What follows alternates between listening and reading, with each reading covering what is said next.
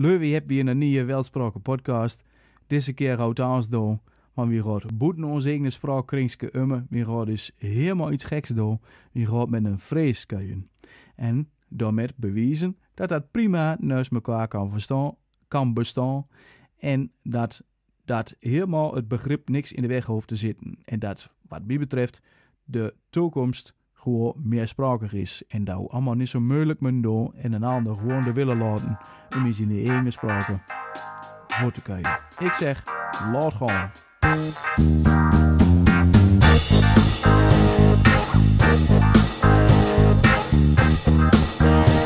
Nou, Paul Frico, daar Franks van. Nou, hartstikke mooi. Ik zeg, ik heb zelfs een aantal van die podcasts beharken. En dan bestond een beetje de gespreksleider. Ik had zelfs ook die en wie ik dat een beetje. Hoe moest de taken verdelen? Wat is handig? Of gewoon maar losgaan? Ja, volgens mij is het meest al gewoon een conversatie hebt. Gewoon een gesprek hoort al waar ons gangs hoort. Wie hoe zit, waar je mee bezig zit. Je had volgens mij in de Twitter DM's een mooie reel gemaakt met dingen. Met punten moet ook uit hem. Ja, persoonlijk wat toch stof voor de taal en waarom. Mijn vrees is verschrikkelijk, maar ik kan het wel lezen dus en ook wel verstaan. En, ik vind het wel heel mooi dat we dat vertalig dwang kennen. We begrijpen elkaar. En als het een keer net 100% slagen, dan vrezen we het elkaar wel. Ja, juist. En dat is ook een van mijn punten. Ik heb verleden zaterdag nog een beerproeverie gehad en er was een vrouwke bij uit Limburg. En ik heb gezegd, Kalsman Limburg met me. En, en toen zat hij met de oren te klappen van, kan je dat ook? En ik zeg, ik doe Rietsens, dan doe je Limburgs en dan kun je wel eens goed. Nou, en we hebben nou een heel mooie keet en dat wel prima. Dus, ja. Er komt vaak een heel lijn, hè? Dat mensen die hadden een soort barrière in de hollen, even mij, van 20 kilometer verderop komt, dan klinkt de mensen net verstehen. En als dat met things, dan is het ik zo. Hè? Maar als je de verrier bestelt, is het natuurlijk helemaal geen probleem vaak. Precies. Ja, dat is het maar net. Als je maar weet, zeg maar, wie zegt altijd, kan niet liggen op een kwarkhof en wil niet ligt ernaast. Zo wiet linkt onze spraak niet uit elkaar. Dus als je maar weet, als je maar goed luistert en een beetje de openheid van geest hebt en de klankacceptatie, dan wil dat prima. En ik vind het ook heel mooi om eindelijk eens een keer een vrees in de uitzending te hebben dat gewoon kan bevestigen. Dus. Ik verneem het echt wel onder Friesen trouwens, ja, dat ze echt met mensen die uit de buurt komen, uit Greensland komen, of ze het idee hebben van dat is heel exotisch. En ik woon jezelf in Greensland, dus hier dat idee vaak besteedt echt wel over het Fries. En dat is heel apart. Wilst de PR-mensen die het hebben er echt, die er moeite voor doen, die vinden het vaak helemaal net problematisch. Die vrees ik, als het nodig is, eens even een wutje nee. En een vriendin van mij die had jarenlang in Noorwegen wennen en die zei het van, in Scandinavië is het heel gewoon. Binnen Noorwegen sowieso praat iedereen alleen nog maar dialect. Maar ik Noren die met Zweden praten of met Denen praten. Het maakt het eigenlijk niks uit. Ze doen haar best om elkaar te verstaan. En altijd met slagen te vrezen het even nee. En een hele oren instelling. En ik denk, wat in het Noord-Germaanse gebied ken, dat ik in het West-Germaanse gebied heb. En dat we een beetje meer dat idee hebben van het is al je West-Germaanse, dan al je varianten op een thema. Dan komen we net zo mij een heel eind. Ja, dat durft me net zo. Het is, man zei, iets denkt van je verstaan. Nou, ik zeg verstaan. Nou, en dat kan prima naast elkaar bestaan. En Leu zit zo gefocust op alle verschilletjes, op kleine, 4 kilometer op zingt ze waark. En wie zingt waark? Ja, kan me dat schelen. Maar het is niet in één keer trabajo of zo, nee. Nee. Dus dan denk ik van, daar kom je wel goed met elkaar, als je maar weet. Dat denk ik echt, ja. Nou, dat is heel mooi. Ik vind het wel mooi dat er hier een zin komt die sa iepen vooruit komt en die dat sa duidelijk excite. Ja, wat je vaker hebt in ieder geval in de Twentse spraakbeweging, is dat het allemaal heel tot op de letter puristisch moet. Maar dat vind ik altijd heel mooi om daar doorheen te prikken. Want echt oud twees. Nou, hoe oud weet hem nou? Nou, zo uit mijn graf kijken. Oké, nou dan gaan we kijken in 1920. En als je in de geschriften kijkt, ook 1920, dan is dat ook al geen groot twees. Want als je nog dieper gaat graven, dan kom je weer oudere woorden tegen. Dus, en als je het dorp wijst, dan zeg je, ja, maar nee, zoals je dat zingt, nee, dat klopt niet wat je allemaal zingt. Nee. In mijn dialect bijvoorbeeld heel geen doe meer. Mhm. Dus in het Rieses, dan zingt ze van, ja, nee, maar Rieses is het I en U. Ik zei, oh, maar je weet toch oud Rieses doen? Ja, nou, teruggegaan naar het Rieses van 1850, dan zit daar nog altijd gewoon doe in. En trouwens, van de wekker kom ik dan, de houdt volgens mij op Twitter ook houden, die dubbele ontkenning van over en blif. Dat het niet over en blif. En dat vond ik heel mooi. Ik dacht altijd dat in de 20e eeuw dat het behind wie het Vlaanderen, dat is die constructie daar alleen nog maar meer het zinkaamst. Maar ik vind het mooi om te zien dat die dus bij Jim vrij recent echt nog bestieren. Ja, het was voor mij ook niets, maar het zit er dus blijkbaar in, als je maar dieper genoeg grijpt. Ja. Ja, hoe is dat in Friesland? Is in Friesland ook zo druk op old Fries of geef Fries, heet dat geluk? Ja, heel bot. De IM meer is de oor, maar dat is wel een hele sterke beweging. En ik ging er zelf altijd een beetje zin in, wat ik zei. Ik heb een soort van dwarsegiet. Ik denk, taal is zelfs echt het product van intermenselijke interactie. En elke generatie vindt de taal op een nij uit. En daar broeken we zelfs voor een heel groot part de taal van heid en memvaar. Maar we voegen daar zelfs ook nieuwe dingen aan ta. En de boorman die het Grijnslands praat, voegt er wat aan ta. De boorvrouw die het Nederlands praat, voegt er wat aan ta. Ja, en dat is nog niet een keer zo. En ik vind het volle belangrijker om gewoon een hele protte taal tadi te nemen. Dus ik protte boeken te lezen die wat harder binnen. En op die manier die taal te verrieken. Als dat we nou vast altijd zo praten, maar te zat paak en beppen dat dienen. Ja, spraken veranderd. En zeker nu, in deze tijd, van slimme spraakverloop en verlees, kun je gewoon niet verwachten dat de jonge meuren dit het nog weet. Dan gaat hij zo kan je het zoals voor 60 jaar terug. Dat red hij gewoon niet meer. Dus en dan vergeet ik wel dat Paak en Beppe, die praten echt net precies hetzelfde als haar Paak en Beppe was toen kreeg zij. Dus het binnen geen realistische verwachtingen net. Juist. Nou, daar is ook het al eens. Ja. Koest trouwens die dubbele ontkenning wel, die komt in Friesland voor. Dat ben geen realistische verwachtingen net. Dat als die varianten bij JMEC? Nee, dat ken ik niet. Daar is heel protte soorten dubbele ontkenningen. En dit is er een van. En als zelfs het Afrikaanse type. Dat is nog een extra nie voor de persoonsvorm zest. Hij heeft niet gezegd dat er dat niet wil, niet. Dat soort varianten. En vanzelfs de variant die komt in Friesland ook wat zin van. Ik had er nooit geen zin aan. Ja, nooit geen zin, dat ken ik. Maar nooit geen, dat is ook wel bij ons wel bekend.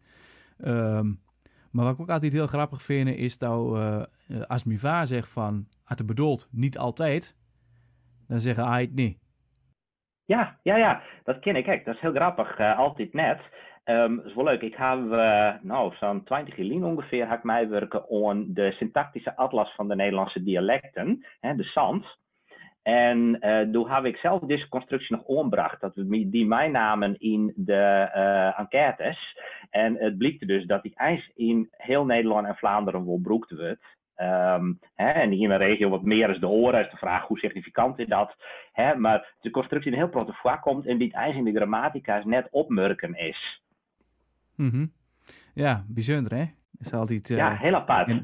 En dan is altijd de afweging, moet daar nog te veel op focussen op zulke uitzonderingen of zulke bijzondere dingen? Of is dat maar, het is nog, mangs zeg je dat. En de sprake is gewoon zo, geeft daar ruimte voor, zeg maar. Maar het is niet echt een standaard uitdrukking. Maar het kan wel. Nee, het is deel van dat taalarsenaal. En ik heb heel lang als taaldocent bij een heerskwallen werken. Ik Fries doen. En ik vond het altijd wel mooi om studenten erop te wijzen dat dit echt een mogelijkheid wie. Net dat ze dat dan altijd broeken matten, maar dan hadden ze gewoon wat meer ark daar voldaan om te broeken. Mm-hmm. Ja. Hey, maar je denkt van, je hebt op een school gewerkt, je hebt medewerkt aan een atlas. Je zit een drukbaasje. Wat doe je allemaal? Hoe deunig? Nou, op het moment ben ik vooral in Duitsland aan de gang. Ik ben eindverleden jaar begonnen als wetenschappelijk meewerker bij de Oldenburgische Landschaft. Maar als taak om die handen te houden met het Seelterfriesk. Dat is het Friesk dat praat wordt in de gemeente Seelterloon, Saterland op zijn Duits. Liet je al over de Nederlands-Duitse grens heen. En dat is een combineerde taak eens van aan de ene kant onderzoek, dat is de wetenschappelijke poort, en aan de andere kant taalbevordering. En dat is de sociale poort. Daar zit ik de helft van de week. En daarnaast werk ik nog wat voor de Universiteit in Grijns. Daar ben ik oordeeldag in de week dwanden met het meisje van leermateriaal voor het Friesk, het Nederlandse Friesk, het Westerlaus Friesk. En verder heb ik nog wat columns en ook wat journalistieke dingen en wat cursussen. Juist heb ik nog een nijskwalling doen aan docenten Friesk, over de Friese stavering. En dan soms steekt mijn vrouw even de holle om mijn hoeken van de deur. En dan zei ze dat ik veel te lang achter de computer zit. Want daar had ze dan ook wel gelijk aan. Ja. Ja, als je eens met zelen vergaat, dan wordt het een beetje te, ja. Dat klopt. Ik ken dat. Het risico het hobby en werk om elkaar heen herinneren, hè? Ja, en ik aan de ene kant denk ik van, het zal wel mooi zijn als ik er ook betaalvuzel kreeg. Maar aan de andere kant denk ik ook van, als ik de betaalvuzel kreeg, zou ik er daar nog zo druk voor zijn. En het is met een... als je het als vrijwilliger doet, dan is het ook meer omdat het om de sprake gaat en niet om de betaling, zeg maar. Dus, ja. Maar doe was het van een deel professioneel, toch? Als oerzetter? Ik verkoop op mijn eigen website freshtext.nl verkoop ik dus ook Neder-Saxische diensten. Nou is de afneming daarvan mondjesmaat, maar ja, het is er waar. En zo gauw als het er is, dan wrangt de er ook naar. Dat vind ik heel mooi om met te maken, want iedereen denkt van dat zou wel metvallen, dat koopt er niet en Leu vindt dat niet belangrijk, maar voor de Leu die het wel belangrijk vindt, is het er. En dat raakt ook een beetje aan mijn filosofie van, wat ik voor mij nog op Twitter zei, van ook al is er nog maar één spreker, dan nog is het waard om er hard voor te maken. En nou heb ik het geluk dat we met Neder-Saxisch in Nederland nog met 1,8 miljoen zit, dus als nog 10% daarvan zegt van, wie weet dat belangrijk, dan is dat nog 180.000 leur. En dan is dat nog, het behouden waard, zeg maar. Ik ben volgens mij met die eens, dat ben een paar voetbalstadions vol mensen en ik is net zeggen dat dat een lied publiek is. Dat zit nog altijd meer inwoners als Eeske, dus ja. Nou zo. Ja. In die dat ze zelf in Eeske nauwelijks plat kunt, maar dat is weer een ander verhaal. Ja, dat is ook wel een mooi verhaal, denk ik. Hè? Dat je bij Jemsjes, denk ik, die tweedeling tussen stad en platteland. Hè? Dat vooral het platteland zelfs de habitat is van de streektaal. Ja, maar dat vind ik eigenlijk ook wel aan de ene kant wel jammer, want in mijn beleving moet er sprake van alle domeinen weer eigenlijk. Dus niet alleen maar... Ik heb altijd het standaard voorbeeld, dat hij vast ook in een van mijn podcasts wel gehoord, dat ik eens een keer op zo'n dialectavond was en naast een oud boerke kwam te zitten en dan zei van, dus toe mensen dat je platkans. Wat is dan een haarspit? Weet je, dan kreeg je direct zo'n jargonwoord te horen. Ja, ik kom er niet van boer, dus ik weet dat niet. Nou, maar dat zegt niks over of ik goed plat kan of niet. Dat betekent gewoon dat ik met een andere woordenschat zin op een brug. Ja. Dus, ja. Ja. En daarom vind ik het ook zo belangrijk dat het overal is. En dat is ook een beetje minder wanhoop, want ik kan niet overal tegelijkertijd dingen voor doen, zeg maar. Dus, en dan weltspraken en ik probeer dan lange verhalen te doen om te laten zien dat dat ook kan. En het moet ook leuk zijn, dus ik probeer ook nog wel eens een keer iets grappigs te doen. Maar het moet ook niet te lollig zijn, want dan krijg je dat weer, dat het een clownspraken wordt. Dus en zo probeer je van alle kanten maar. En ja, Wikipedia en nog. En en het mag gewoon gebruiken, zoveel mogelijk. Want dat is ook nog gewoon het voornaamste. Als ik hier boeten lopen, boeten op de straten, dan moet ik toch gewoon risico's kunnen, vind ik. Maar dat vindt niet iedereen. En dat vind ik jammer. Ja, zelfs in Riesen bij mensen die vinden dat er dan hooghalende dijks praat worden maat. Ja, absoluut. Dat Riesen is wel mooi. Maar, schreef ze draad die drek achteraan, maar we moeten wel allemaal Hollands kunnen. 1, ja oké, prima, dat is nog een keer zo, dat moet. Maar 2, boerenmelk. Als er nog dezelfde ruimte voor is als voor alle andere spraken in Nederland, dan hoeft dat niet. Ik zeg altijd, ik woon hier naast. Ik zit hier ene muur naast een stel Irakezen. Die zit hier, denk ik, 2 jaar teruggekomen. Leert allemaal netjes Nederlands, keurig. Kunnen ze ook al heel goed. Dikke compliment. Maar dat is geen integreren in Riesen. Dat is integreren in Nederland. In Riesen is het ook handig als je een beetje plat kunt. Of het in ieder geval kunt verstaan. Dus ja, dan denk ik van, maar niemand anders vindt dat belangrijk. Dan maak ik dat punt en dan blijft het stille. Dus. Ja, dat is heel apart. Ik weet dat het dat mij kregen had. Dus de juist een stuk in de kranten, in het Fries Dijblad, over een Friese gemeente, Achtkarspelen.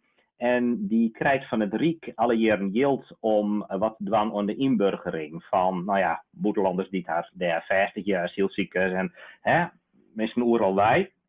En die burgemeester vregen van, kunnen we dat geld ook naar broek om die mensen een Friese cursus te gaan? Als iedereen praat je Fries, die mensen die willen dat graag, maar we dat geld ervoor inzetten. En dan kregen we als antwoord van het ministerie van Sociale Zaken, nee, dat mocht net. Die mensen die moesten haar op het Nederlands concentreren en dat wie als dat dreig en dan nog Fries erbij. Ik denk, dan breekt een soort hiërarchie om van talen. Dan zei ze aan de ene kant, Nederlands is belangrijker. Wat heel beledigend is, denk ik. Maar de helft steekt een hele eigen taalbeleid onderuit. Dus hij zegt, het maakt het niks uit dat er mensen komen te wijnen die de eigen taal net kennen. Dat die mensen trop brutsen wordt door mensen die het net verstaan kennen. Die mensen willen zelfs graag. Dus ik net als ergens dat dwingst. En toch mij het net. Mm-hmm. Heel dubbel. Heel dubbel. Klopt. Ja, nee, plat is iets veel leuk voor de bie. En, dat is de houding. Ja. En wie moet dat ook... een van de mooiste dingen is natuurlijk mooi dat ik er nog een Fries ding aan mee heb. In Twente hoor je altijd, wie wil geen Friese toast aan? Ja, wat schrikbeeld, hè? Ja, wat zit daar de Friese toast aan? Ja. Nou. Ja. Dan denk ik van, les op school in het plat. Straatnaam en plaatsnaam in plat. Wat kan je daar tegen hem? Ja, ik zou het net weten. Ja, nou ja, goed. Ja, goed, je komt natuurlijk ook vanuit de Frieske hoek. En ik vind het ook altijd mooi om te zien dat de Frieske altijd wel de Saxies ook wel in de gaten houdt, zeg maar. Dat ze daar... Ja, voor een deel, ja. Dat, ik zit zelfs in een club beroepsvriers, of wat ze dan zeggen. En die gaat uiteraard het erg wat meer op wat er om haar heen gebeurt. Maar ik denk als het ook gewoon in een willekeurig Fries dorp en in een vreegst van hast een idee wat er in het Neder-Saxische gebied gebeurt, dat ze zeggen van wat is dat? Ja, precies.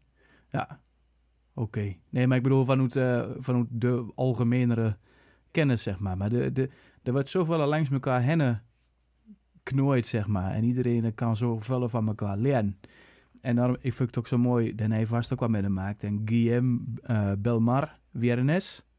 En Catalaan en collega. ja, dat ooit een Catalaan het vrees heeft verleerd. Ja, dat is toch prachtig? Dus, Ja, dat is prachtig. En eigenlijk dat ik net zo heel bijzonder wezen, maar dat het wie die jongens zien werken. Hij werkt op dezelfde afdeling dat ik zit op de universiteit voor de opleiding Minorities and Multilingualism. Werd de helft van de collega's uit Friesen besteed. Dus eigenlijk is het helemaal net zo gek. Maar het is zelfs prachtig dat er het doet. Ja, ik heb hem ook al gevraagd om een keer een podcast met me op te nemen, maar hij is er nog niet van de kum. En hij zegt, mijn vrees is denk ik wel zo wiet voor dat het niet meer zal gaan, maar ja, het is toch wel, het kan gewoon. En als de maar weet, dan kun dat groot.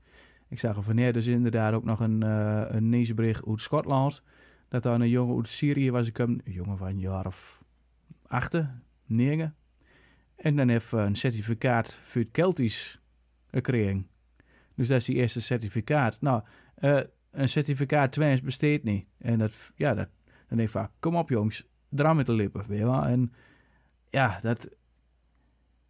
wie moet dan nog altijd zo moeilijk over doen, terwijl dat anderen dat gewoon afvat. En zelfs Oervees, kun je dat zien hebt, en dat is de andere Schotse, je hebt dus het Schot-Keltisch en het Leerlaag-Schots.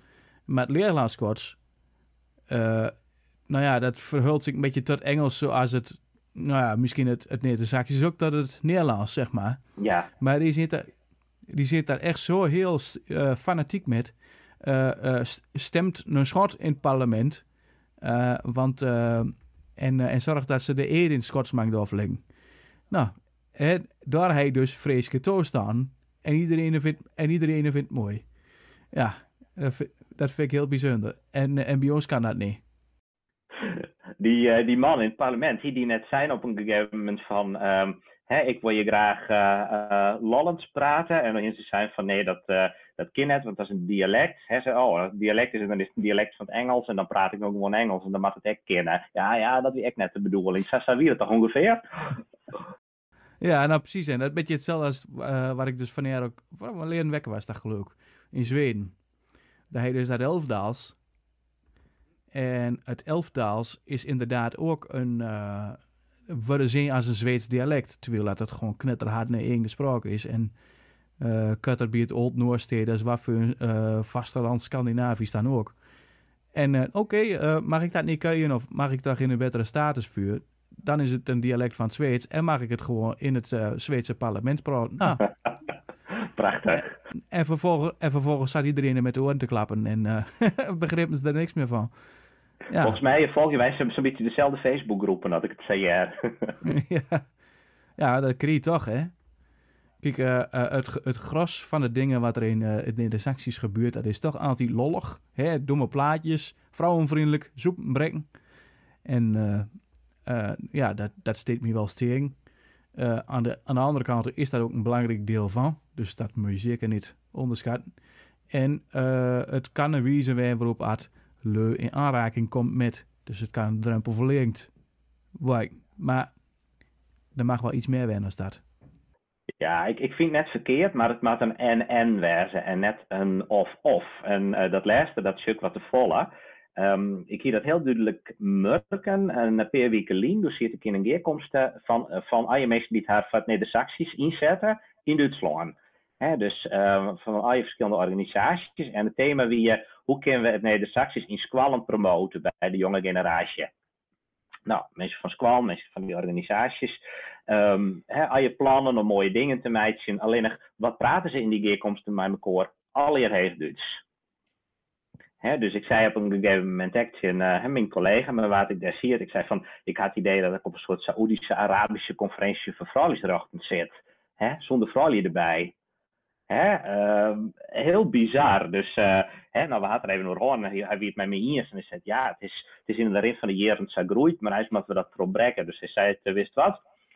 Ik praatte eigenlijk nog maar plat in de keerkomst en dat had er ook dien. En als hij dan een vraag stelde, dan kreeg hij wel antwoord in het plat. Alleen nog dan de volgende zin die weer in het Heegduits. Dat is toch eigenlijk een hele rare situatie. En dat kan ik me in Friesland net voorstellen. Daar is het denken ondertussen wel zo vier. Dat mensen zo'n haderk net verbrekken. Die zo net omgaan. Mhm. Ja, en dat vraagt ook een hele hoop eenwijzigheid als je in zo'n situatie zit. Want dat kom ik zelf ook heel tegen. En ik word aan het zien als een vervelende eenwijzing dat alleen maar plat weer krijgen. Maar dan vind ik, nee, dat moet, want dat is de wijze waarop hij het behoort. Die denkslag mee maken om het serieus te nemen. Dat is daarmee laat zien dat je het serieus neemt, dat belangrijk is en dat dat op die wijze gebruikt kan worden in alle situaties. En dan wordt het een institutionele sprake en is het niet meer iets vuur op podiumpje. En mooie riemeltjes en deuntjes, zoals ze dan in Noord-Duitsland zingt. Maar dan is het institutioneel en dan... Maar ja, dat institutionele, dat snapt de leur denk ik nog niet. Nee, en dat is heel spietig. En ik denk dat daar wel een goede voorbeeld juist. En als we een handjevol mensen mee krijgen, dan krijg je hopelijk toch een beetje hetzelfde effect dat we in Friesland zien in de 19e eeuw eens al. Dat er een soort kritische massa komt van mensen die het wel belangrijk genoeg vinden om aan de taal vast te houden. Ik denk, daar mag het uiteindelijk van haar en net vast van de stiepen van de grote instituten of van het Riek. Dat die stop je er wat deelt in, maar daar komt net zo heel veel verder mee, denk ik. Daar had ik een soort bewustwezen bij de sprekers zelf nodig. Ja, en ik denk dat je een Neder-Saxische kneppelvreed nodig hebt. Dat houdt wel het nodige in gang zetten in Friesland, ja. Het is altijd wat dubbel voor zelf. Er was natuurlijk geen geweld. Maar het had in Friesland ook nodig want de rol inbracht. Ja, natuurlijk. Geweld is niet groot, maar ja, mensen moet je wel eens een keer met een voet op tafel houden. En die voet op de tafel, daar ben ik het helemaal mee eens. Die metafoor, die broek ik zelf ook graag. Ja, oké. Dus bij deze... in vervolg mag je de Neder-Saxie in Friesland gewoon Neder-Saxisch krijgen. Dat mag toch aan volgens mij. Want het stellingwarf is Neder-Saxisch in Friesland, dus... Precies. En verder jouw wijze ook gewoon ter stemming. Ja, het schiet al millennia samen groot te gaan, dus... Ja, het probleem is net geweldig groot, volgens mij. Weet je wat heel mooi is trouwens? Wie van een week een van de grote klassiekers uit de Friese literatuur op een ei aan het lezen. De Riemen en Teltjes van de broer van Halbertsma. Ik weet niet of het was van Jet hast. Nou, het is een heel tjok boek. Een hele bondeling van verhalen en gedichten. Schreun in de 19e eeuw. En het is een beetje als de camera obscura. Gewoon beschouwingen van het dijstig leven. En er komt dus een heel grote interactie tussen taalgroepen in voor. Dus de Friesen praten Fries, maar de Friesen uit de steden die praten haar stadsdialect. De Grenzers die praten Grenzers, de Duitsers praten Duits. Er worden zoveel talen in beroep. Er komt wat Engels, er komt wat Frans in voor. En blijkbaar kunnen die mensen elkaar alle jaar verstaan. En die enkele keer dat het net gebeurt, dan juist ik dat ze nijvregen. Dus dan vreeg het zijn Fries en een Duitser van, wat betekent dat wordt. Maar over het algemeen praten ze dus alle jaar haar eigen taal met elkaar. En dan weet ik wel, dat is voor zelfs een literaire werkelijkheid. Dan wist net dat dat echt een beeld jouwt. Maar ik kan me echt net vaststellen dat het volslijn optocht is. Er mag toch wel iets van een echte werkelijkheid in troskiemerje. En dan denk je dat we daar nog zo dreig door en dat we het idee hebben dat we altijd maar Hooghaarlemmerdijks praten, maar hier van 20 kilometer verderop. Misschien is dat ook wel een heel nij idee. Dat er bij ons indruid is. En hoe dat helemaal net. En hebben we dat in het verliezen en gewoon net dienen. Maar kijk wat wie hier doet. Dat is er gewoon een voorbeeld van. Het kan gewoon. Een heel mooi voorbeeld van. En volgens mij kan je jou hetzelfde. En wie reageert op elkaar. Dus het werkt gewoon. En het is gewoon, makkelijk zat. En als je het een keer niet verstaat, dan vraag je, wat zijn nou precies? Bedoel je dit of bedoel je dat? Nou, de spraakstrategie. En wie komt er wel uit met elkaar? En ik vind het ook altijd mooi, als iedereen is die één, dan kan je het verstaan elkaar niet meer. Nee, dan verstaat de Hollander zoals niet meer. Maar ja. En zelfs daar ben mensen van goede wil bij, hè? Ja, absoluut. Een keer dat, Ja, 100 punten. Zeker weten. Ik heb ooit bij een muziekvereniging gezeten en ik had een collega die kwam uit Den Haag, dat was een echte Hagenaar.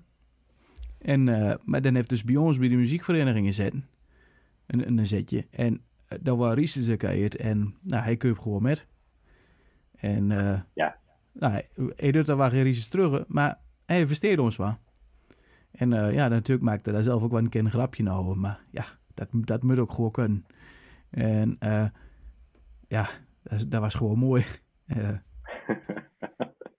Ja, en ze binden ze volle je dat een heel grote mensen binnen ze dreigen. Het binnen mensen met de grote bekken vanzelf die het wel altijd jaren. De mensen die toch wel een probleem verwijten, maar heel grote oren die vind ik prachtig. Ja, het is ook met een eigenheid, hè. En ik vind het ook mooi met de film van de Bindjes van Sint Hildegard van Herman Vinkers. Dan heeft dus verleden gisteren of eergisteren weer voor televisie was. Dan heeft gewoon 2,5 miljoen leu naar de kijken. En die ontdekken dan dat er inderdaad in wat delen van Nederland geen Nederlands wordt gekend.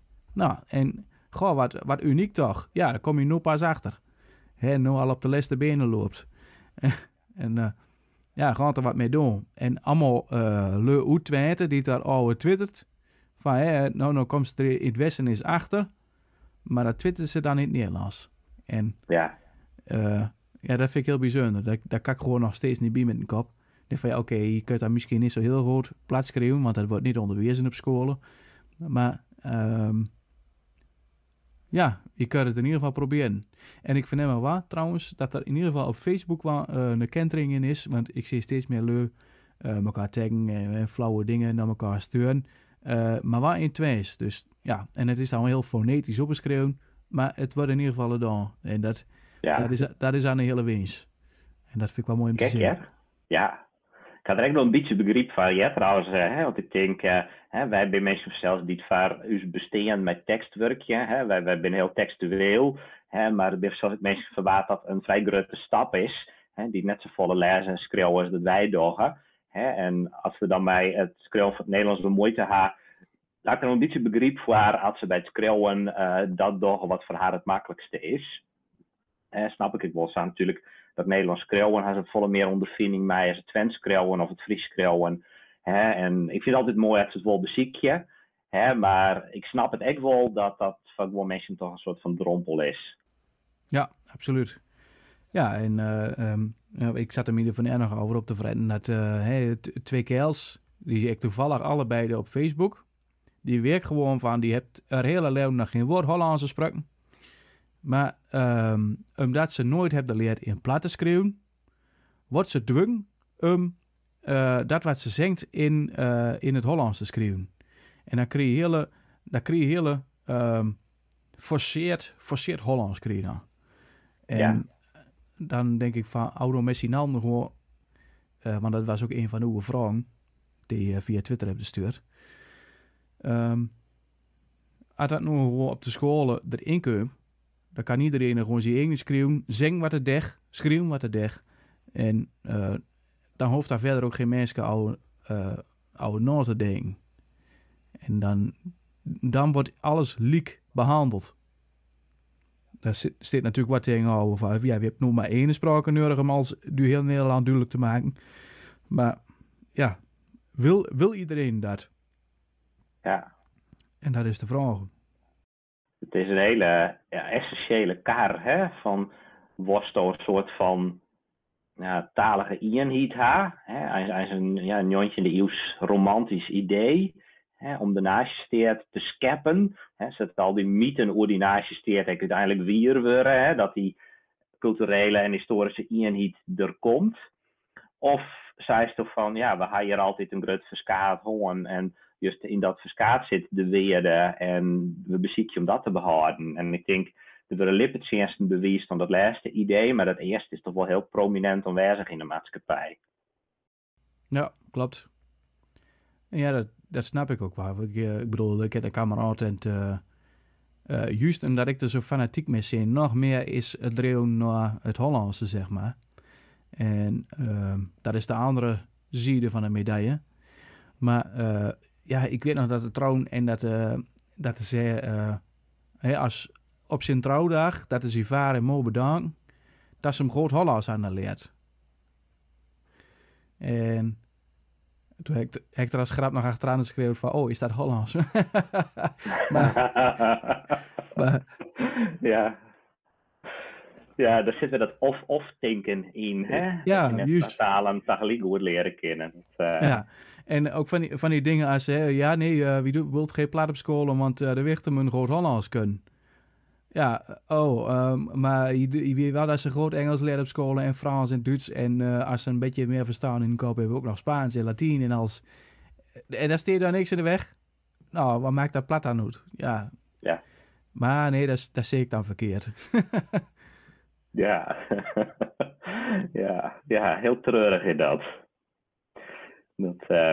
Hey Martin, wat ik daar nog vrezen wil, hè, wat ik een belangrijk ding vind, is, hè, we hadden zelfs heel tijd over hoe de maatschappij eruit ziet, maar wat zou nou nevens die het belangrijkste wijze werd een taalbeleid van een oerriet op reactie maat?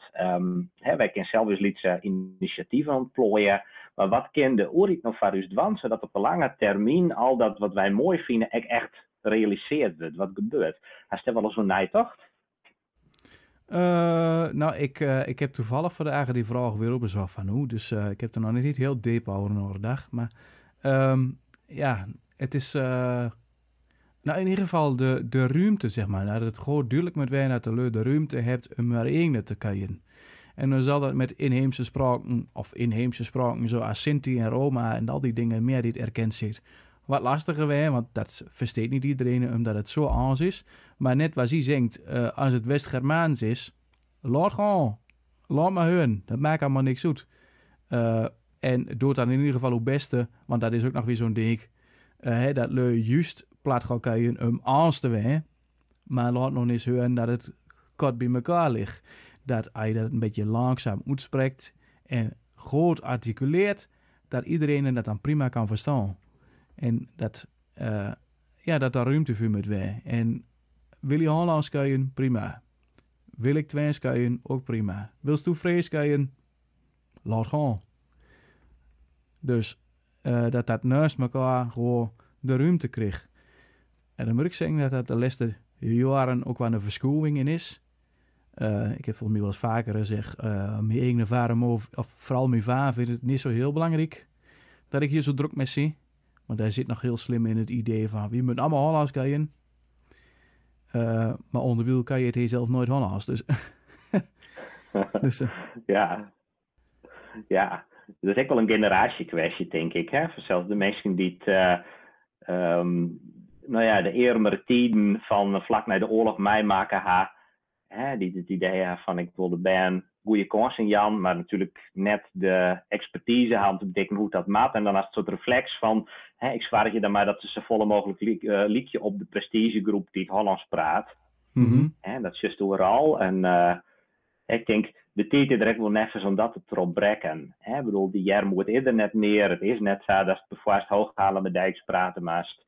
Dat is een soort cultureel kapitaal, denk ik, als het meer als je een taal praten kist. Ik denk in Friesland is het echt op de arbeidsmarkt een nadeel als die een Fries kist. En dat is zelfs dat zoest in alle regio's aan zo'n Sjenwolle. Wat meer kapitaal, talig als het mij brengt, wat meer voordeel als het haast. En dat is wat dan ook beschreeuwd, dat is beleid, denk ik, heel goed op passen. Nou, mooi. Doe er wat met. Maar ja, nee, wat ik zeg wel. Dan ben ik het hem kwijt. Maar,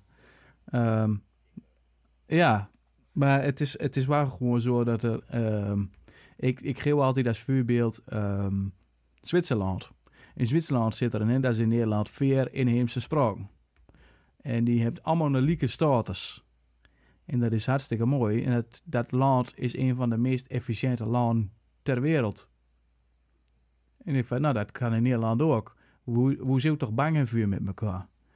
Ja. En het enigste waar u tegen hult, meer platen kan je in zichzelf. En uw eigen avonturing. Ja. Ja. En ja. Hey, maar nog eens wat, hè. Je neemt zo tussen neus en lippen duur ook, dat of in ieder geval in een DM, daar zie aan de initiatieve schrijfwijze, of in ieder geval een vuurloper daarvan hebt met de hulp. Maar dat alle credits gaat nu naar Reinhard Frans Haan, of Haan, of ik weet niet hoe het men zegt, maar of Ron Haan. Maar er zit nog iemand meer achter. En dat wil ik vaker vergeten. Dus namens de werkgroepen dank Zwert voor een mooie basis die je leg hebt. En dat is serieus.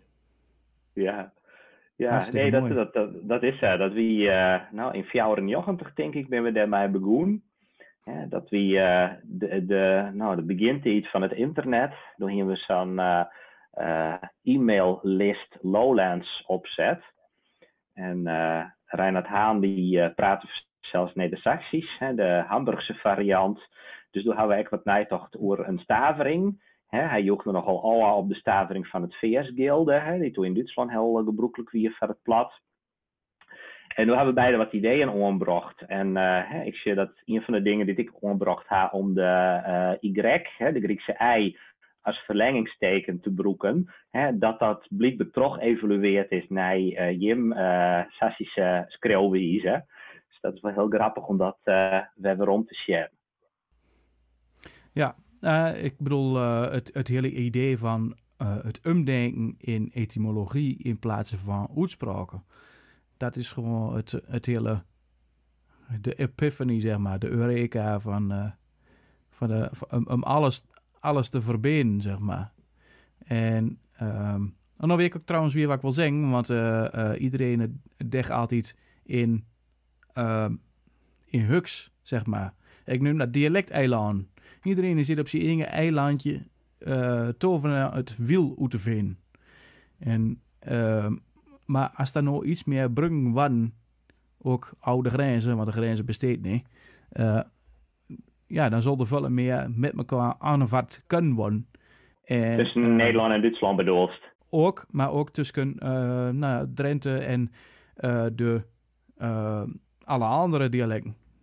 En ja, ik denk het toch ook wel dat er niet zelfs geschreven is daar een belangrijk voordeel in is. Dan is daar wel ook vanuit de traditie wat weerstand tegen. Maar wie hebt altijd aan ze dan? Ja, maar kijk hoe dat altijd aan zo gebracht heeft. Ja. Ik weet, Doop is een groot verfjochter van die nieuwe Sassische schreeuwwijze. Binnen nog meer mensenorganisaties die het mij dragen? Of is het een initiatief van een heel iets ploegje mensen op dit moment? Het is met een heel klein clubje begonnen. Ik weet dat er nog de eerste, toch wel semi-commerciële club met gangs is. Dat is een kleine hobbybrouwerie uit Bonne in Twente. Maar daar zit ook een jongen uit Nachtrook bij. En dan vulden zich iedere keer als de Twentse jongens in Twente schreeuwen een beetje boeten sluiten. Dus toen hebben ze zag en toen kwamen ze dus de Nisa's schriftwijze tegen van hey, bliksem, dat moet hem. Dus nu hebben ze fresh tekst, maar te denken vragen om teksten naar te kijken. Dus ja, en zo kun je dat denk ik toch een beetje naar het rollen. Ja. Ik moet nog oude leng, want er is een heel groot plan. Ligt er een bepaalde, er staat borden langs de weg, fietsborden, voor een fietsroute in Twente. Dat je op allerlei vaste punten een mooie route kunt fietsen. En dat je op een groot brug langs de weg informatie oude is, een soort geschiedenisverhaal kunt lezen. En dat verhaal dat wordt geschreven in het Hollands en dat moet omgezet worden in het Engels, in het Duits en dus nu ook in Twents.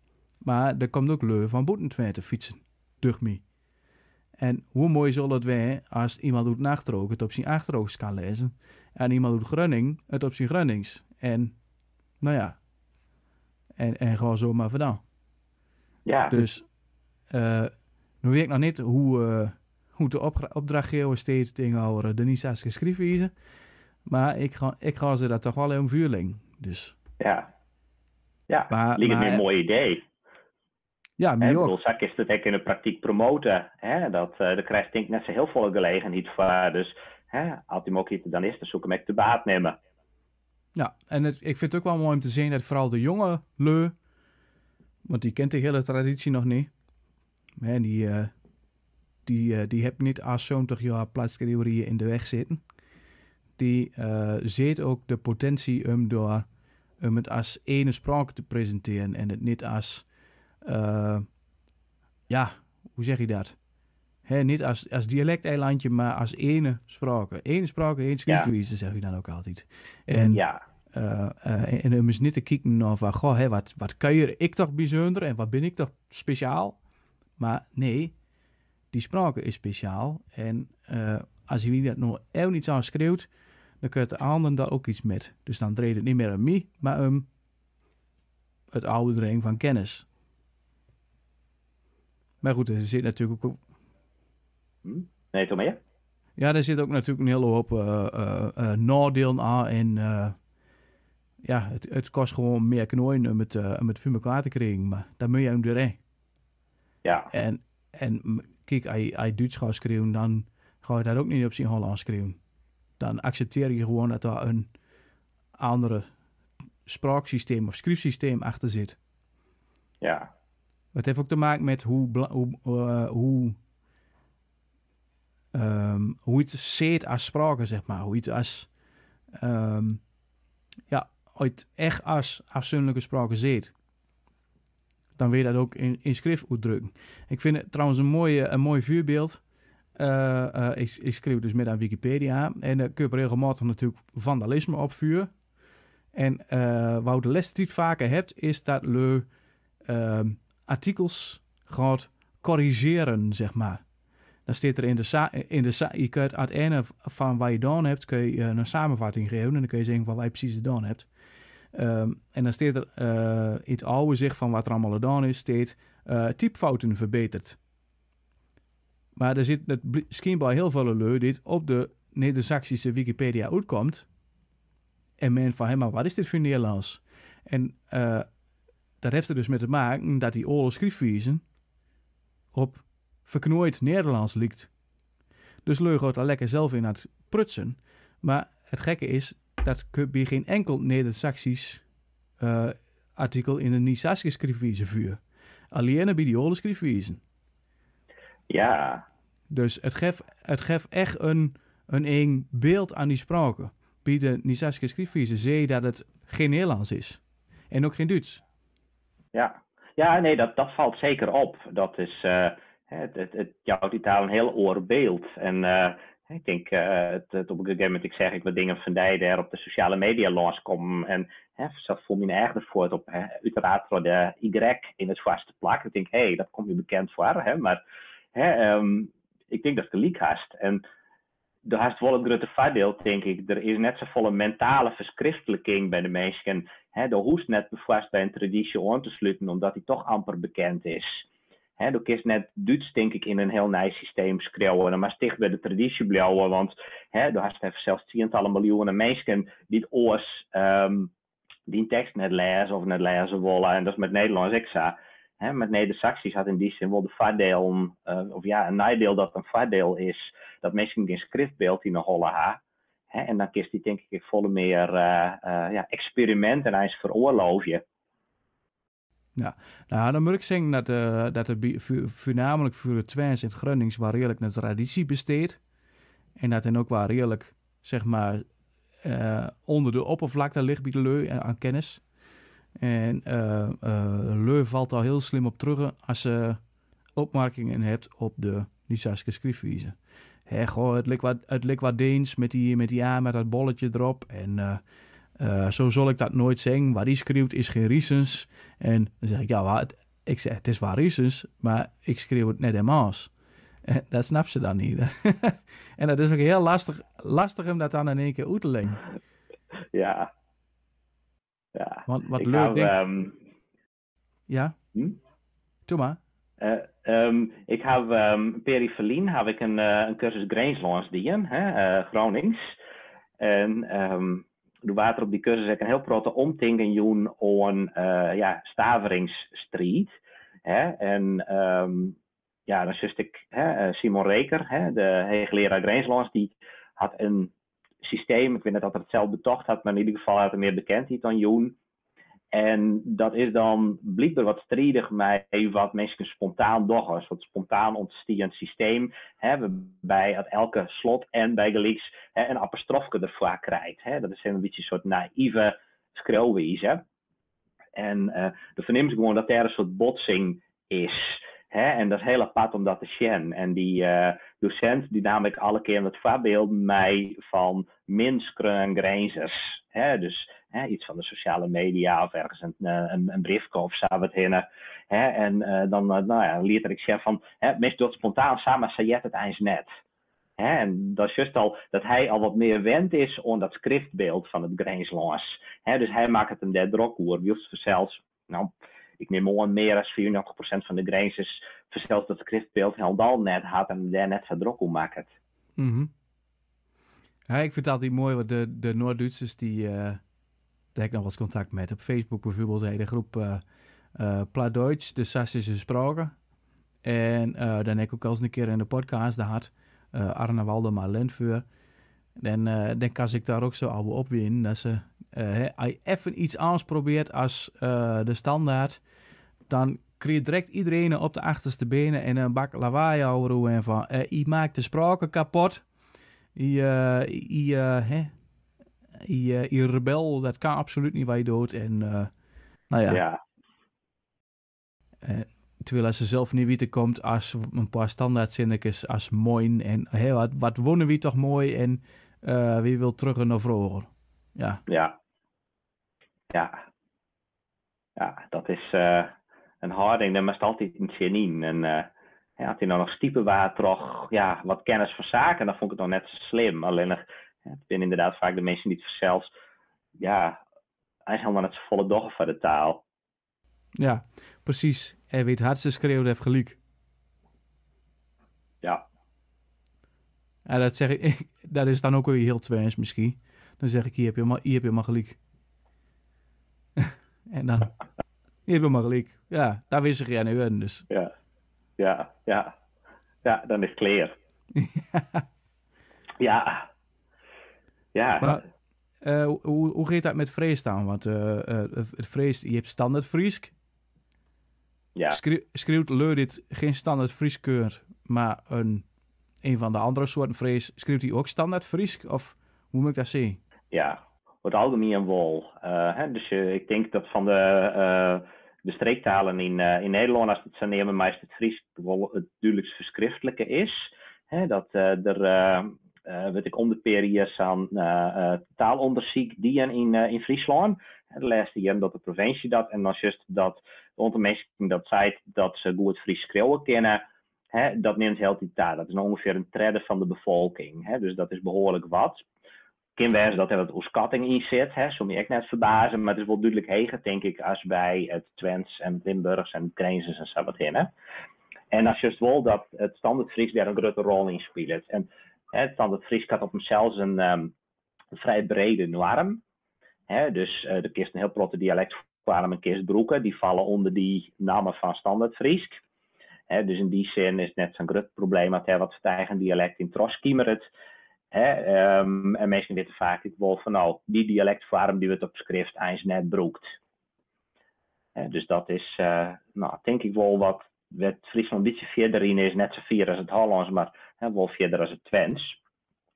Maar dan is het wel een periferie discussie gewoon van, maar dat standaard Fries, maar die norm daarvan is net enger worden.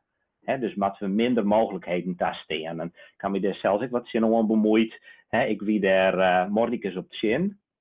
Ik zei van, lid dat verskaat alsjeblieft mooi besteden. Het zwaar het net voor problemen in de communicatie. En mensen hoeven net specifiek aan te leren van die vorm mij willen en die net. En boppen dat die standaard die je hem willen, die functioneert in de praktijk helemaal net. We gaan standaard die in wijze op een natuurlijke manier breed worden is. Maar hier is het duidelijk vast anders van zo'n snelle norm. En die leidt nou inderdaad Fastlane. Dus dat wil er zijn van, de helft van de Friesen zei witte en de oren zei witte. Voor wat er in het Hollands weten is. Het is allebei dit broekelijk in de schreeuwtaal, maar nou is Fastlane dat alleen nog witte, zo dan binnen de norm vallen en witte, zo de boeten vallen. Nou, de kist verkiezen, en dus juist wel het Grote Cursusinstituut in Friesland, de AFOEK, volgt nog wel die nieuwe norm. En dat vind ik eigenlijk heel spietig. Dat ik denk van, ik vind het net zo nodig om mensen een vorm uit te leren. En ik kan zelf altijd op het onderwijs zitten. En ik zei juist altijd van, schreeuw vooral zo vol mogelijk in eigen vorm. En als die heel uitzonderlijk is, dat er op schrift eigenlijk nooit gevonden wordt, dan zeg ik het wel. En dan maar zelfs maar bedenken als het dan alsnog broeken worst of net. Dus ik stier er wel wat oren in, denk ik. En dat is wel een terugkerende discussie in het Friese taalgebied. Hoe snel en hoe breed moet die norm van het standaard Fries wezen? Ja, nou zoiets zien we inderdaad nog niet, want er wordt zo voorzichtig wel een oude standaard sassies. Maar voor heel wat leur is de charme juist dat er geen standaard is. Dat ze lekker kunnen doen wat ze wilt. En in dat opzicht werkt de Niesaische schrijfwijze natuurlijk ook tegen. Want dat dwingt u ook in een bepaald denkpatroon. En dan moet ik zeggen dat er ook wel ruimte is voor afwisseling in de Niesaische schrijfwijze. Iemand uit Noord-Duitsland schrijft nog altijd heel herkenbaar anders als iemand uit Twente in de Niesaische schrijfwijze. En dan is er ook nog de Niesaische schrijfwijze light versie. Wat is dat? De light versie? Ja, dat is een lastig verhaal, maar voor Twents betekent dat je bijvoorbeeld wat minder Y's schreeuwt. Juist. Ja, bijvoorbeeld, wie hebt het woord B? Daar hoe je op loopt, een B. Bij ons heeft dat een hele vlakke E-klank. En van oorsprong komt dat door het Oud-Saxisch bijn. En er zit inderdaad nog dialecten in Noord-Duitsland dit bijn zingt. En net als het Gronings bijn. Dus die schreeuwt E-Y-N. En wie als Twentenaar zonder ook de eenheid te behouden. Is de lichtere variant voor Twente. Dat je ook gewoon B-E-E-N mag schreeuwen. Ja. Maar omdat ik dus een van de vuurvechters van meer eenheid zie. Eenheid.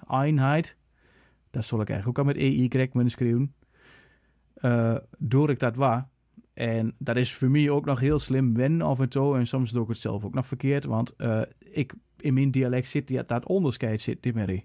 Dus ik weet dat niet. Ik moet dat op de tast moet ik dat doen, zeg maar. Ook zo'n verschil is dat het Twents alleen nog maar een vlakke O heeft. Dus wie zingt boom? Er zit zelfs in mijn dialect een Westfaalse slag in, boom. Ja.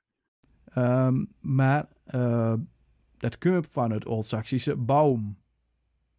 Dus wie heeft overkeerd dat ook de Twentenaren B-O-U-M moet schreeuwen. En dan maak je dat de Oost-Twentenaar maakt het dan als boom zingt en wie in West-Twente zingt boom met een slagtree. Ja. Maar dan zal nu moet ik even diep nadenken, maar in ieder geval, wie zal het dan ook nog zo moeten schrijven als B-U-O-M. Boom. Want dat sloot weer aan bij het Westfaalse, waarin als de die schrijfwijze ook vaker nog zo hebt. Boom, weerten. Die zingt net witte, zei je net. Nou, wie zingt weerten? Weerten. Ja. En er zit ook dialect die zingt wetten. En dan zit er ook nog weer dialect die zingt weten. Dus ja, hoe kreeg je dat ooit bij elkaar?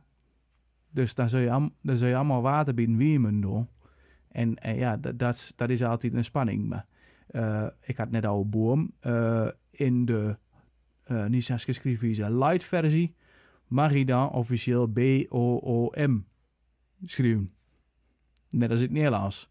Maar omdat dat dus lastig is voor dialecten die nog wel een verschil hebben tussen de O en de AU. Ja. Moet om die leu te meuten te komen, baum schreeuwen. En volgens mij zingt ze tegen Groningen ook zo, baum.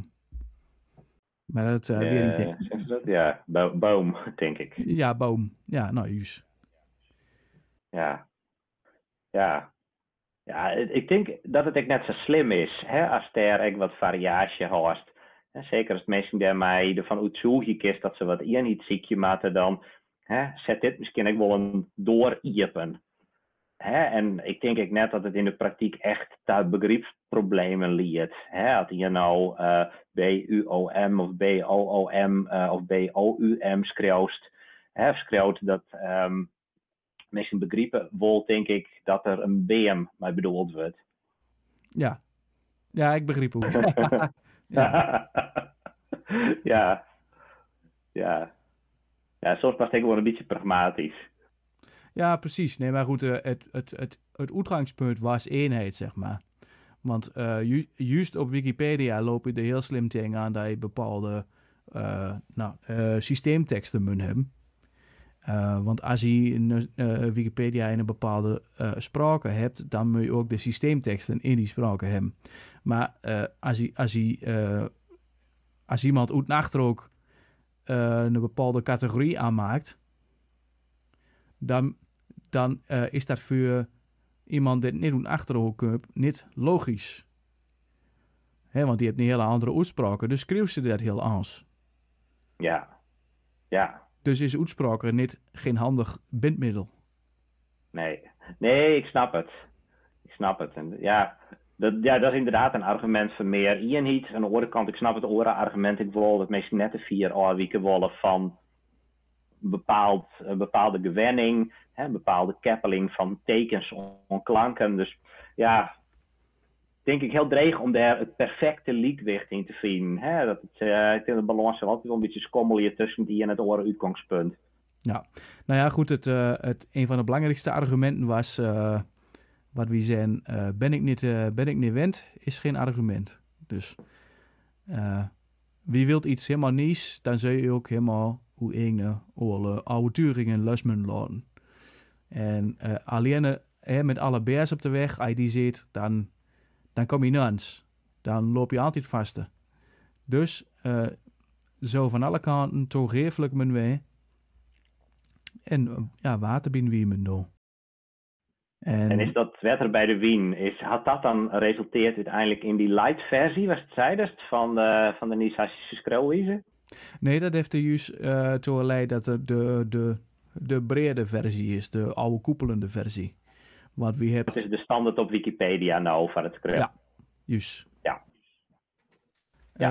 En sommigen die kiezen ervoor om de light versie te gebruiken, want dat sloot nou eenmaal beter aan. Bij je eigen beleving. Maar ik vind het dan, het is, je schreeuwt spraakbreed. Je schreeuwt niet meer hoe eigen dialecten laten horen, maar je schreeuwt in die spraken een stukje kennis te al bedreigen. Als ik bijvoorbeeld iets schreeuw, al ik nummer iets.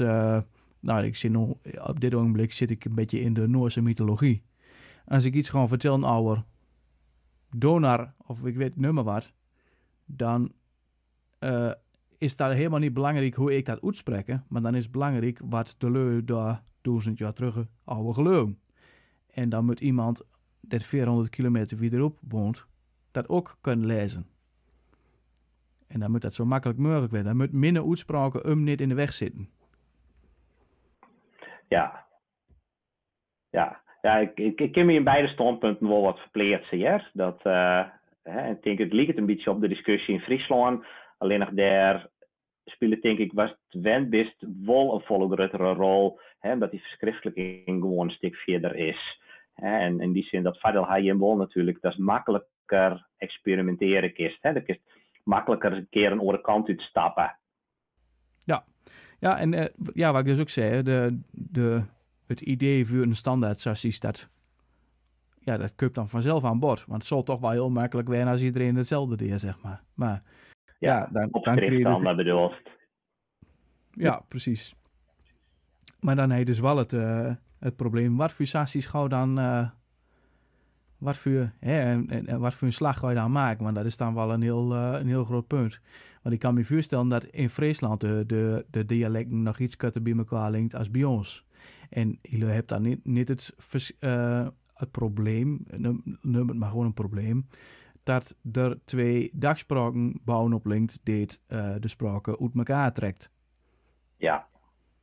Ja, dat is denk ik bij je een volle duidelijker probleem. Hè? Dat zit me bij dus dat ik met Jan Graaf bepraat in die podcast. Ja. Hè, dat de grootste begripsverschillen komen vanzelf doordat de ene taal naar het Nederlands richt en de oren naar het Duits. En hier denk ik dat het vaardeel ook is wel wat Duits en Jan Graaf kent wel wat Nederlands. Dus dan had ik nog wat meer interpretatie rondte. Hè, maar die had net iedereen, denk ik. En dat valt me ook wel een beetje op. Had ik in Duitsland beziekje om Plattdeutsch te praten. En ik weet wat net, dan vul ik het aan met Grijnslands.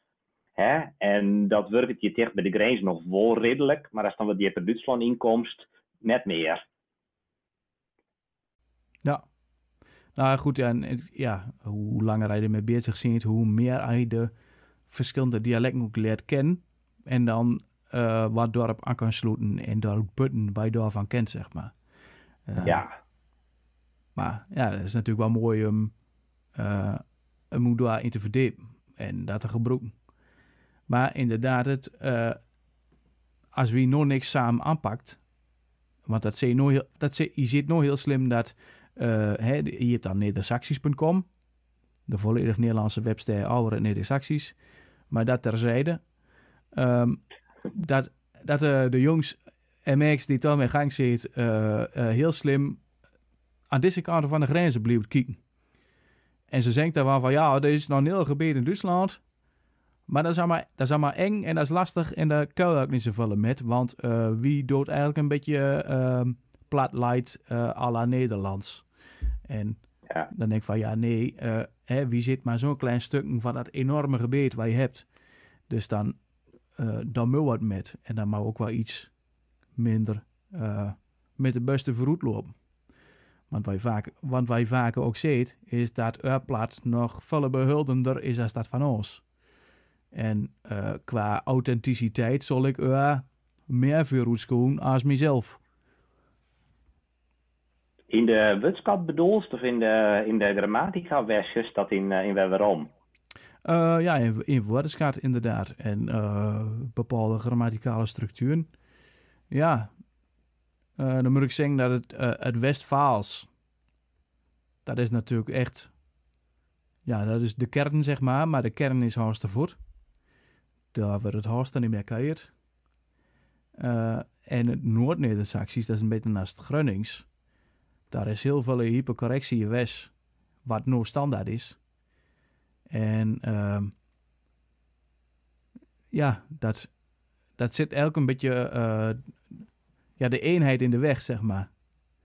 Want die Westfalen die denkt van, ja, maar wie kan je het ouderwetse plaats zoals dat hoort, zeg maar. En wie hebt die rare, die drehing en dat soort dingen. En bepaalde, net als in Twents, bepaalde omloeden, moet ik dat zeggen, die erin zit. En bepaalde klankstructuren dit in het Noord-Neder-Saxisch verloren zijn gewoon. Dat was een stuk makkelijker van. Voor u. Maar ja. Maar ja, je kunt dat niet zomaar aan de kant komen, zeg maar. Nee, en dat Noord-Neder-Saxisch, dat chuk ik wel. Dat begint toch als een soort van, pre-standaard te functioneren. Hè? Dat, als je dat nou echt er materiaal maken, we dat in eerste instantie maken in het Noord-Neder-Saxisch. Wat dan blijkbaar als een soort eenheid jongen wordt. En dan eventueel nog in orenversies van het Neder-Saxisch. Die staan dan wel natuurlijk op het tweede plan. En dat is inderdaad een soort van hiërarchie die ontsteert dit in het Fries ontbreekt. Ja, en dan kun je het Nederlands Neder-Saxisch eigenlijk helemaal niet aan bod. En wat je dus krijgt is eigenlijk twee standaarden elk. Ja. 2 artificiële standaarden dit eigenlijk niet bestaat. En moet iedereen zich maar naar heeft te richten. En alle... Ja? Wat is voor jou eens de reden om zo heel duidelijk wol over de grens te zien? Wils dat blijkbaar net in de mode is, om dat hele gebied wol als een eenheid te beschouwen? Hoe meer zielen, hoe meer vreugd. Als je het als grotere spraken presenteert, dan hebben we het ook meer cloud, zeg maar. Dan hebben we het meer aanzien. Daarmee wordt het niet iets van een grensregiootje, maar daarmee wordt het iets van een gebied waar het Nederland 3 keer in past. En dan is het in één keer economisch ook interessant om die spraken te gebruiken. Want wie Nederlanders zit heel pragmatisch. We moeten rennen om die spraken te leren. Niet zo van, oh, dat hoort bij mij of dat is identiteit. Nee, we moeten er wat aan kunnen verdienen. Nou, je kunt er wat aan verdienen, want als je die spraken kunt, kun je tot in Denemarken. En ja, uit één onderzoek blijkt dan ook met Zweden kun je. Dan zit er misschien wel iets bij in dat ik zelf ook een beetje Noors kan. Maar ja, dat geeft wel aan. Je kunt er meer met als boet nou één dorpje. Maar dan moet je dat wel willen. En dan moet je ook toestaan dat er iets variatie in zit. En dat iemand van 3 kilometer weer erop totaal anders kijkt. Ja. Ja, en nou ja, dan komt het waarom, denk ik, bij wat we gesprek met begonnen binnen. Dat ideaal van praten kunnen met mensen die het oors praten als die. In het besef dat het alle deel is van een enorm dialectcontinuum. En of dat nou Neder-Saxisch is of West-Germaans, dat maakt er misschien niet eens zo heel veel uit. Nee, ja, precies. Ik bedoel, je hebt vast de andere podcast ook gezien met Gaston Dorn. Ja. Met Limburgs. Ja, nou, aan alle kanten bewijs ik, en bewijzen wie hier, dat er het niet of is, maar en. En ik denk dat dat de oude koepelende gedachte is. Dat het allemaal gewoon maar kunnen en dat niet zo in huks mijn ding. Maar dat wie spraakgevoelige wezens ziet. En hoe meer spraak je hoort, hoe rieker je ervan wordt ook, maar ook hoe meer je daarvoor open staat. Dat je daar gevoel voor krijgt. En als het allemaal maar rechtlijnig één blok, zo, dit is het. En als niet. En als wat daar boeten valt, dat is eng en dat versta ik niet. Ja. Maar zo werkt dat niet. Ik vreeg het correct echt nog vanuit een ooridee. Ik heb geen idee dat dat speelt in het Neder-Saxische gebied, maar in die taalonderzoeken in Friesland werd er geregeld vregen naar veel die Nederlander, veel die Fries, veel die Frieske Nederlander, veel die Nederlandse Fries. En maar juist dat een behoorlijk groot aanpas van de Fries hemzelf net als Nederlander identificeert. En dat juist ik weer waarom in, ik meestal die er niks van weten, maar toch de identificatie met de Friesen in Duitsland, het idee van, dat is dus iets. En die eenheid is net dat kaartje dat ik altijd bij het Waberjocht achter de Nijslezers zag. Met de grenzen van Nederland erop. En ik vreeg me af, speelt dat in het Neder-Saxische gebied echt nog? Dat is die inwijzen wat oorzest in dat idee, we zijn Nederlanders. Dus zij is van, daar wil ik niet een deel van. Zijn telefoon voor het klikken. En dat is in plak daarvan zei het van, daarom zie ik aansluiting bij die Neder-Saxen aan de eerste kant. Want dat wil ik als mijn club zien. Nou ja, het begrip Neder-Saxisch is redelijk kunstmatig. Wat heel slim zit is Twents, iedereen kent Twents. En in het verleden was het ook Achterhoek. Iedereen komt uit de Achterhoek. En tegenwoordig schijnt Twente zo'n promo te hebben gehad dat Achterhoekers tegenwoordig als Twentenaren wordt beschouwd. Dus daar zit wel een omslag in. Maar er zit wel inderdaad ook onderzoeken wes vullen je oude Rieselnaar. Of oude Rieselder, of hoe je het ook noemt weet. Nou, het geeft wel aan, wie hebt daar helemaal geen woord voor. Oude Rieseloar, dat besteedt niet. Je bent of Twents, of Salans, of... Nou ja, Salans begint ook wel een beetje weer in de benen te komen. Maar het Twents is wel een heel sterke identiteitsvanger. En ik denk iets van de laatste jaren begint ook het besef te komen dat daar boeten ook nog wel wat is. En met ons twins kan net iets oude grenzen ook nog wat terechten. Want daar kan je het ook twins. Nee, die kan je daar West-Munsterlands. Maar omdat het zo liek klinkt, denken we, dat is ook twins. Dus ik zeg wel eens voor degene, groot Twente. Maar een Neder-Saxische identiteit is er denk ik niet. En Duitsland is ook altijd nog wat. Ja, dat vult met een as. Dat is ook weer een andere identiteit. Want Duitsland is heel groot. En de Noord-Duitsers, die kan je het ook een soort plat. Maar wat voor plat of dat dan is, daar ontbreekt de informatie dan, zeg maar. Dus het zit voornamelijk de vrachtwagenchauffeurs. Dit weet dat hij in Duitsland op de snelweg jaagt en hij schakelt daar op de NDR. Dat er af en toe stuks in een soort spraken voorbij komt die je kunt verstaan. Ja. Maar wat dat dan precies is, dat weet ze niet. Dus er is niet echt zoals bij de Freesken heel sterk een idee van wie zijn het allemaal Neder-Saxen. Al wordt er wat meer op bestuurd, tegenwoordig. Door bijvoorbeeld door Nedersaxisch.com. En ik weet ook niet of de leur daar wel op zit te wachten dat het allemaal eenheid wordt. Want wat ik vooral in Twente vernemen is dat het heel erg Twents vuur en Twents na is.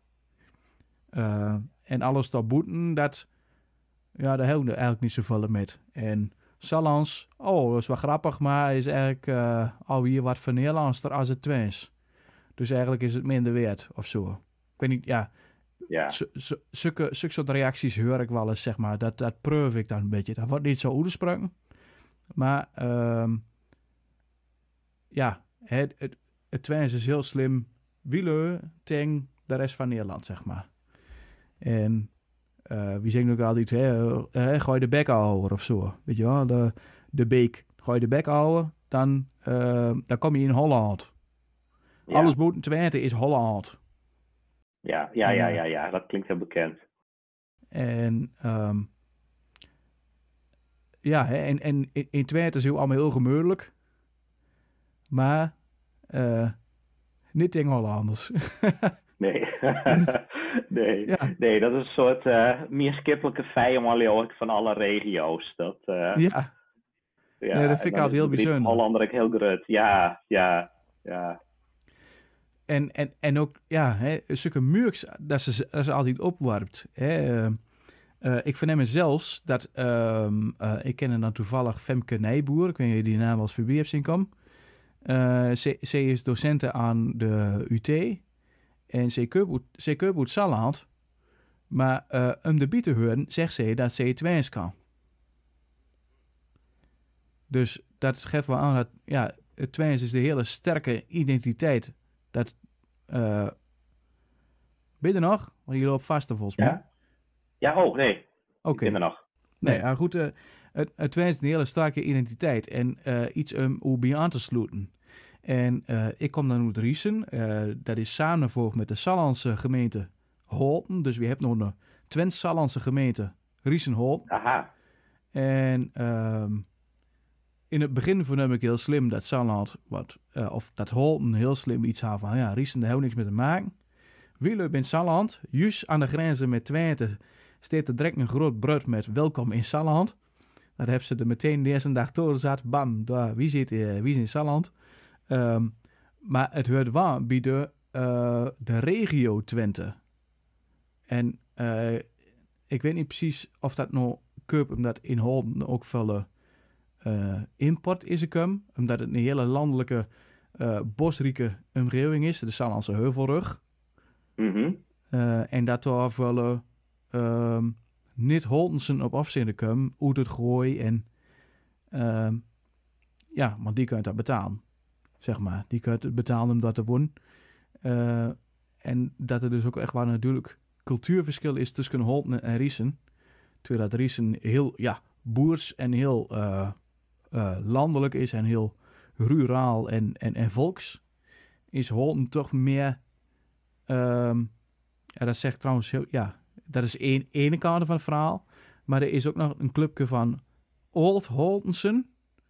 Mm-hmm. Dit juist ook weer heel boers- en volkszeent, maar niet met Riesen kunt. Want Riesen is heel Twents en wie bent geen Twente. Ja. En als voorbeeld, Riesenholten is de eerste officiële tweetalige gemeente, Neder-Saxisch-talige gemeente in Nederland. Maar op het gemeentehuis, wat in Riesen staat, moet Holten dus eigenlijk Boetnus laten wordt, vult ze zelf. Hun bouwen de balie een brugje met Twents Nederlands. Aha. En toen kwam Holten op de achterste benen, want daar moest ook Sallands bij opstaan. Ja, Dus- ja. En de oplossing Zolwijn zette dan Neder-Saxisch toe, Ja. want daar valt beide het Sallands en het Twents onder. Dus om dingen wat spraak breder aan te pakken, is het natuurlijk heel goed om een Neder-Saxische identiteit te hebben. Maar om nou te zeggen dat Leusik Neder-Sax vult, weet ik ook niet. Nee. Ik wel, want ik maak er daar natuurlijk een keuze in. En ik verneem ook dat er wat nieuwe Neder-Saxen zijn. Jongens en meisjes van minder leeftijd die deed met Hollands zit opgebracht. En nu in één keer teruggegaan naar haar roots, zeg maar. Die gaat, ondanks alle bezwaren van papa en mama, gaan ze nu in één keer plat leren. Ja. En ik verneem maar waar dat daar inderdaad een heel aantal nieuwe Neder-Saxen tussen zit, die zichzelf Neder-Sax noemt. En Oh ja. het zit ook vaak een beetje in de, dat valt me ook op, want ik kreeg heel veel reacties via Instagram ook van een beetje de metalheads en de alto's, zeg maar. Leuk die het heel druk zijn met mythologie en dat soort dingen. Oh ja. Heb je dat in Friesland ook? Nee, maar het komt me wel bekend voor van de Plauditse scene in Duitsland. Hè? Dus een stuk praten van die folkmuziek die het aansluit bij Germaanse tradities of wat ze daarvoor aansjoggen. En daar heb ik een hele sterke regionale of plaatselijke identiteit bij soms. Ja. Ja, ik denk dat dat in het Neder-Saxisch gebied volle duidelijker is dan in het Frieske. Ja, heel veel metalheads op de een of andere manier. Dat vind ik heel bijzonder. Ja. Terwijl dat Ja, voor mij... grappig dat... Ja? Dat op die manier dus twee culturen in werden bij elkaar komen. Dat er weer een eigen cultuur uit ontsteert. Ja, dat is wel apart. Ja. Grappig. Wat moest Cesar? Ja, ook zoiets. Ja, het is wel grappig, want mijn criterium van het Friesk, dat er ik verzorgen dat mijn vrouw haar Grenzer Neder-Saxische identiteit op en nij ontdutsen had. Ze komt uit het Stadskanaal. Nou ja, dat is een wandelstap naar de Duitse grens daar. Maar Duitsland wie altijd het boetloon. En op een gegeven moment zei ze van ja, dat was ook heel gek. Ik ga mijn hele leven lang in Grijnsland wennen. Ik praat geen Grijnzers, mijn hele familie praat het. Ik kan het net met de boerlie praten. Hebben wij hier in een boerskip, dat haast iedereen in Grijnslands praat. Dus toen had ze gezegd van nou, van 1 januari praat ik echt Grijnzers. En dat had ze inderdaad die. En ze praat met alle boerlie nou Grijnslands. Heel grappig om dat te zien. En ik denk, ze kiest me koor als vafjochters van Lietse talen, Lietse culturen, ek weer stiepje en verder brengen. Ja, nou ja, ik bedoel, dat van uw vriendin, dat herken ik, want het zo is het mij ook gewoon. Ik zit ook met Hollands opgebracht en iedereen om me heen kon Riesens. Mijn vader, mijn mo, ooms en tantes. En als je maar boeten kwam, dan hoorde niet dat. Alleen de jongens en meisjes van minder leeftijd, nee. En ik als taalgevoelig jong denk van ja, waarom ook niet? Wat is dat ook voor onzin? Ja, iemand netjes kijken. Oh. Maar kan je niet netjes staan? Dat is toch ook... een meisje is netjes, een sprake niet. Dat is een andere manier van denken, die er langzaam zinnen komen. En het gekke was, ik kwam toen te werk bij een hovenier. de eerste vraag was ze stelden, maar het verhaal heeft vast al wel vaker gehoord en heb ik ook al heel vaker verteld. Maar de eerste vraag was ze stelden, hij stoet er met, en kun je plat? Nou, ik kan, nee, maar ik wil het wel leren. Nou, dat kun je vanzelf goed. Maar het heeft toen heel lang geduurd nog. Die zo plat een dupje bij een hovenier, maar in toes niet. En toen op een gegeven moment, dat vond ik zo krang, dat ik op een gegeven ogenblik in toes ook hebben gezegd vanaf nu doe ik alleen nog maar twijs. En dat was heel onwennig eerst, maar dat geeft een heel ander gevoel aan hoe een relatie met hoe ik nu varen moet. Ja. Maar nu wil niet meer anders en nu is dat heel natuurlijk. Ja. En ja, dat heeft ook wel medespeeld in de hele acceptatie van. En als ik het in toes kan, dan kan ik dat aan ook. Ja, als ik naar boeten ga en als ik op het terras zit hier en een van de Max kun je bij me zeggen, wat wil je drinken? Of wat wil je drinken? Of had u nog iets te drinken gehad willen hebben? Want zo omslachtig kuieren we in Twente Nederlands.